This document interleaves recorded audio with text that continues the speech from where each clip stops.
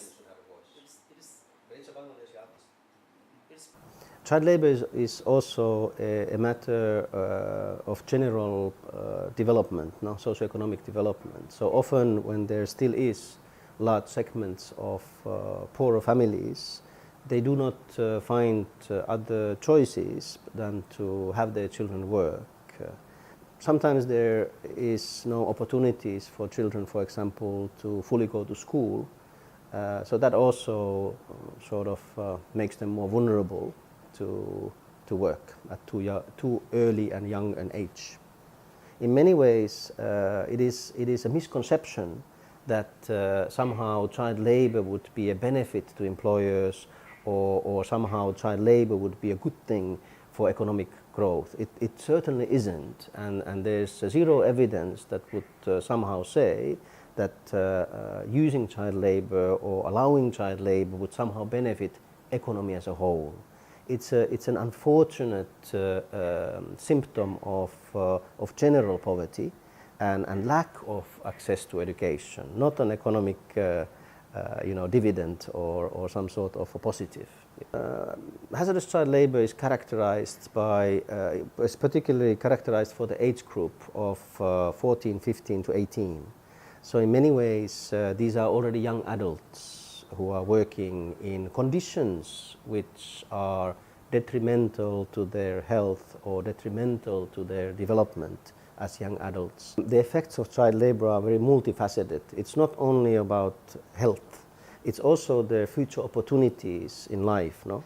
When you start working at too early an age, and you work under duress of working when you are 13, 14, 15 and 16, you oftentimes work in not what we call decent work, but actually in precarious and non-conducive working conditions for positive growth. So in a way, when you start working at too early an age, you kind of like amputate your potential of growth going forward.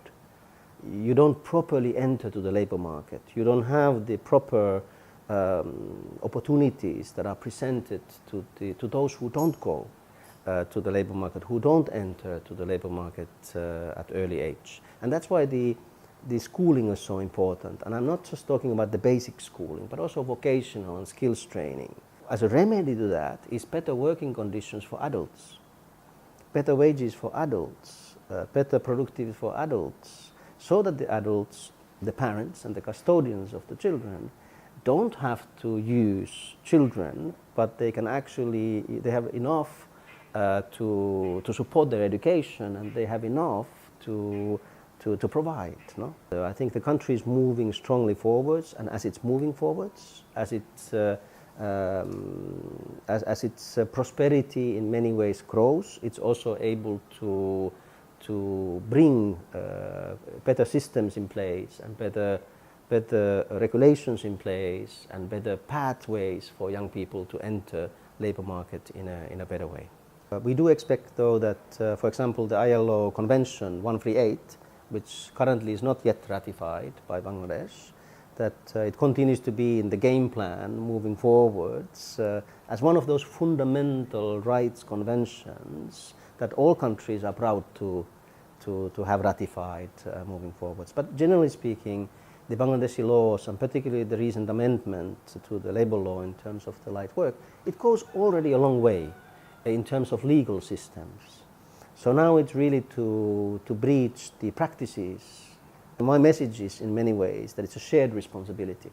Obviously, employers, formal employers, have a big responsibility not to allow young people to enter workplaces at too early an age.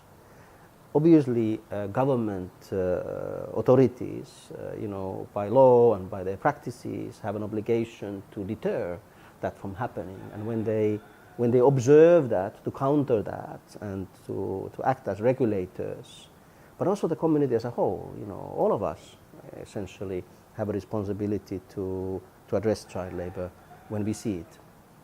More investment there is in social security, in economic development, in access to education, and more investment there is for these pathways for school to work transition, less there is child labor.